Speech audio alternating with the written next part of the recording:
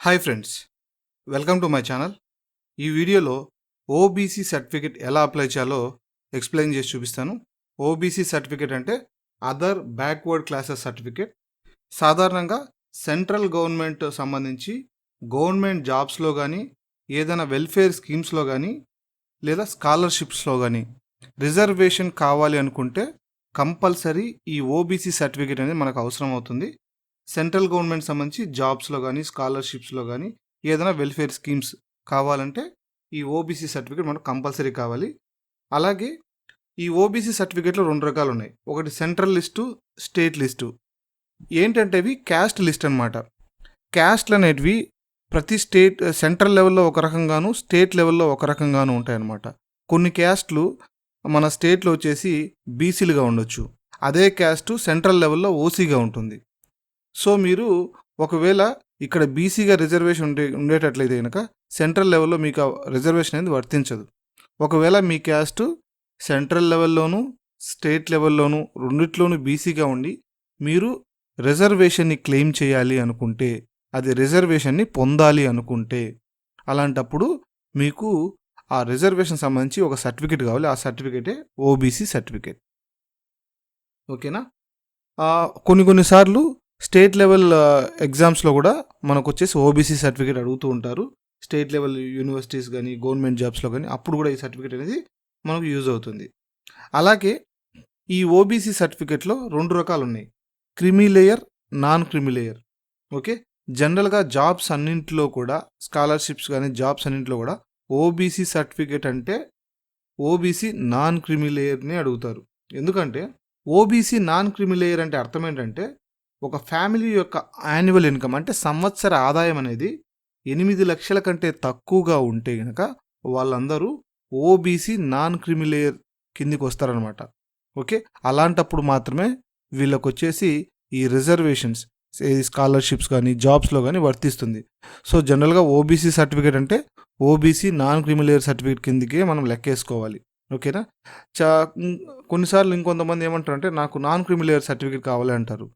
Non creamy layer certificate ఇది వరకు hand written ఇచ్చేవాళ్ళు. ఇప్పుడు ఇండివిజువల్గా నాన్ క్రిమీ లేయర్ సర్టిఫికేట్ ఇవ్వట్లేదు. వాళ్ళు తప్పనిసరిగా ఓబీసీ సర్టిఫికేట్ అప్లై చేసుకుంటే ఆ ఓబీసీ సర్టిఫికేట్లోనే ఇన్బిల్ట్గా మనకు వచ్చేసి ఈ నాన్ క్రిమీ లేయర్ కూడా ఇన్క్లూడ్ అయి ఉంటుంది. ఓకేనా? ఒకవేళ క్రిమీ లేయర్ అంటే కనుక 8 lakhs కంటే ఇన్కమ్ అవ్వదు, అది దానివల్ల యూజ్ ఏం లేదు. ఓకే, సో మ్యాక్సిమం కేసెస్లో ఓబీసీ నాన్ క్రిమీ లేయరే యూజ్ చేస్తారు. ఈ ఓబీసీ సర్టిఫికేట్ పొందాలంటే ఏమేమి డాక్యుమెంట్స్ కావాలో ఒకసారి చూద్దాం. ఓబీసీ సర్టిఫికేట్ పొందాలంటే ఆధార్ కార్డు కావాలి, రైస్ కార్డు కావాలి, పాత క్యాస్ట్ సర్టిఫికేట్ ఉండాలి. ఒకవేళ పాత క్యాస్ట్ సర్టిఫికేట్ లేకుంటే ఎడ్యుకేషనల్ టీసీ ఉండాలి. ఓకే, ఇంకా వచ్చేసి కొన్నిసార్లు ఇంట్లో వాళ్ళందరూ ఆధార్ కార్డులు కూడా అడగచ్చు, మీ father and mother Aadhaar cards కూడా అడగచ్చు. ఓకే, ఇంకొన్ని కేసెస్లో ఈవెన్ లాయర్ నోటరీ కూడా అడుగుతారు. కొన్ని క్యాస్ట్లకి లాయర్ నోటరీ కూడా అడుగుతారు. అన్ని చోట్ల లాయర్ నోటరీ మ్యాండేటరీ అనే రూల్ అయితే ఏం లేదు, కానీ కొన్ని క్యాస్ట్లకి లాయర్ నోటరీ కూడా అడుగుతారు. ఆధార్ కార్డ్, రైస్ కార్డ్, పాత క్యాస్ట్ సర్టిఫికేట్ లేదా టీసీ, ఒకవేళ కొన్ని కేసెస్లో లాయర్ నోటరీ. ఓకే, ఈ 4 డాక్యుమెంట్స్ అనేది ఈ ఓబీసీ సర్టిఫికేట్ అప్లై చేయాలంటే మనకు అవసరమైతే వీటిని మనం వచ్చేసి మన దగ్గరలో ఉండే మీ సేవా సెంటర్లు లేదా గ్రామ వార్డు సచివాలయాల్లో అప్లై చేసుకోవచ్చు. ఓకేనా? తెలంగాణ వాళ్ళు మీ సేవా సెంటర్లో అప్లై చేసుకోవచ్చు. ఆంధ్రప్రదేశ్లో మీ సేవ లేదా గ్రామ వార్డు సచివాలయాల్లో అప్లై చేసుకోవచ్చు. ఇకపోతే ఆ అప్లికేషన్ ఏ విధంగా ఉంటుంది? ఆ అప్లికేషన్ సేమ్ అప్లికేషన్ నేను ఇదివరకు మీకు క్యాస్ట్ సర్టిఫికేట్, ఇన్కమ్ సర్టిఫికేట్ ఎలా అప్లై చేయాలో మీకు ఎక్స్ప్లెయిన్ చేసి చూపించాను. సేమ్ అప్లికేషన్ మనకి ఇక్కడ ఓబీసీ సర్టిఫికేట్ కూడా సరిపోతుంది. ఒకసారి అప్లికేషన్ చూసారంటే చాలా యూస్ఫుల్ అప్లికేషన్. ఒకే అప్లికేషన్లో మనం ఒకేసారి క్యాస్ట్, ఇన్కమ్, ఓబీసీ మూడిటికి అప్లై చేసుకోవచ్చు. ఒకవేళ అవసరం లేదంటే ఇండివిజువల్గా కూడా దేనికైతే సపరేట్గా అప్లై చేసుకోవచ్చు. యాజ్ యూజువల్ అప్లికేషన్ ఈ విధంగా ఉంటుంది. ఈ అప్లికేషన్లో మన మండలం మెన్షన్ చేయాలి, మన జిల్లా మెన్షన్ చేయాలి, మీకు ఏ సర్టిఫికేట్లు కావాలో ఒక టిక్ కొట్టాలి. ఓబీసీ కావాలంటే ఓబీసీకి టిక్ కొట్టాలి. ఒకవేళ క్యాస్ట్, ఇన్కమ్ కూడా అవసరం అనుకుంటే క్యాస్ట్ దగ్గర టిక్ కొట్టాలి, ఇన్కమ్ దగ్గర కూడా టిక్ కొట్టాలి. ఇకపోతే ఇందులో ఏమేమి ఉంటాయి? దరఖాస్తుదారుని పేరు. ఈ అప్లికేషన్ని నేను ఇదివరకు చెప్పినట్లు కంపల్సరీగా ఇంగ్లీష్లో విత్ సర్నేమ్తో సహా, ఇంటి పేరుతో సహా క్యాపిటల్ లెటర్స్లో రాస్తే మంచిది. ఎటువంటి మిస్టేక్స్ జరగకుండా ఉంటాయి. ఎందుకంటే సర్టిఫికేట్ అనేది మనకు ఇంగ్లీష్లో ఉంటుంది కాబట్టి మనం వచ్చేసి అప్లికేషన్ కూడా ఇంగ్లీష్లో ఫిల్ చేస్తే అదే విధంగా ఎంట్రీ చేస్తారు. ఓకేనా? చదువుకున్న వాళ్ళైతే మీ టీసీ ప్రకారం రాయండి, చదువుకోని వాళ్ళైతే మీ ఆధార్ కార్డు ప్రకారం రాయండి.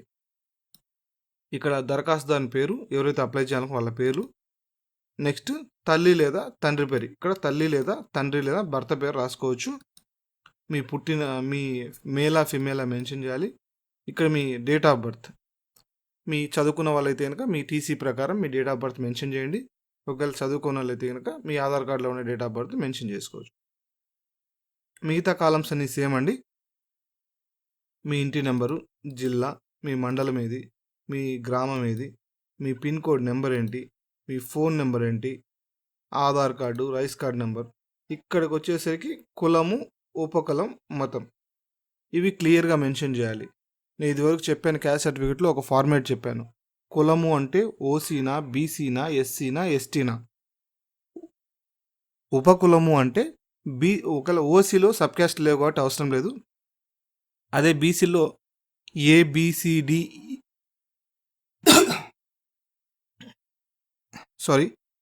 అదే బీసీల్లో BCA, BCB, BCC, BCD, BCE ఇలా 5 రకాలుగా విభజించారు. అలాగే ఎస్సీలో కూడా వర్గీకరణ జరిగింది. దీనికి సంబంధించి మీరు ఉపకులం మెన్షన్ చేయాలి. అలాగే మీ కులం యొక్క పేరు రాయాలి. సింపుల్ ఫార్మాట్ బీసీఏ రజక, మీ మతం లాస్ట్లో హిందూ అయితే హిందూ, ముస్లిం అయితే ముస్లిం, క్రిస్టియన్ అయితే క్రిస్టియన్. ఓకే, ఇలా మెన్షన్ చేసి మీ సంవత్సర ఆదాయం రాయాలి. ఇక్కడ మీకు నాన్ క్రిమి లేయర్ కావాలి అంటే ఖచ్చితంగా మీ ఆదాయం 8 లక్షల రూపాయల లోపలైతేనే నాన్ క్రిమి లేయర్ ఇస్తారు. ఓకేనా? జనరల్గా అందరూ వచ్చేసి ఇక్కడ 80,000 నుంచి 1,00,000 రూపాయల వరకు వేస్తుంటారు. ఒకవేళ ఎవరైనా గవర్నమెంట్ జాబ్ హోల్డర్స్ ఉండి ఓబీసీ సర్టిఫికేట్ ద్వారా వాళ్ళు కనుక రిజర్వేషన్ క్లెయిమ్ చేయాలి అనుకుంటే వాళ్ళ పే స్లిప్స్ ప్రకారం వాళ్ళ శాలరీ అనేది 8 lakhs దాటకూడదు. అప్పుడు మాత్రమే ఈ ఓబీసీ సర్టిఫికేట్కి ఎలిజిబుల్. 8 lakhs కంటే ఎక్కువ శాలరీ డ్రా చేస్తుంటే మాత్రం మీకు నాన్ క్రీమ్ లేయర్ కింద సర్టిఫికేట్ ఇవ్వరు. అది మెన్షన్ చేయాలి ఇక్కడ. ఇక కింద పోతే మనం ఓబీసీ మీకు సెంట్రల్ గవర్నమెంట్ జాబ్స్ కోసం వాడుతున్నారా, స్టేట్ గవర్నమెంట్ ఓబీసీ సర్టిఫికేట్ కోసం వాడుతున్నారా? ఒకవేళ స్టేట్ గవర్నమెంట్ సంబంధించి నోటిఫికేషన్ కోసం లేదా స్కాలర్షిప్స్ కోసం మీకు అవసరమైతే ఇక్కడ స్టేట్ గవర్నమెంట్ టిక్ చేయండి. ఒకవేళ సెంట్రల్ గవర్నమెంట్ సంబంధించి స్కీమ్స్కి అప్లై చేయాలి లేదా జాబ్స్కి అప్లై చేయాలి, అక్కడ యూజ్ అవుతుంది అనుకుంటే మీరు ఇక్కడ సెంట్రల్ గవర్నమెంట్ అప్లై చేసి టిక్ చేసి సైన్ చేసి మీ యొక్క సచివాలయంలో డేటా ప్రాసెసింగ్ సెక్రటరీ లేదా మీ సేవ ఆపరేటర్ గారికి ఇస్తే వాళ్ళు అప్లై చేసి విఆర్ఓ గారికి ఫార్వర్డ్ చేస్తారు. ఓకేనా? ఈ అప్లికేషన్ వచ్చేసి వాళ్ళు జనరల్గా గవర్నమెంట్ ఇచ్చిన ఎస్ఎల్ఏ వచ్చేసి 30 days అంటే 30 రోజులు. జనరల్గా ఈ సర్టిఫికేట్ మనకు 2 నుంచి 7 రోజుల లోపల వస్తుంది, నో ప్రాబ్లం. సో కొంచెం ఫాస్ట్గానే వస్తుంది. కానీ మీరు రిక్వైర్డ్ డాక్యుమెంట్స్ అనేది చాలా పర్ఫెక్ట్గా సబ్మిట్ చేయాల్సి వస్తుంది.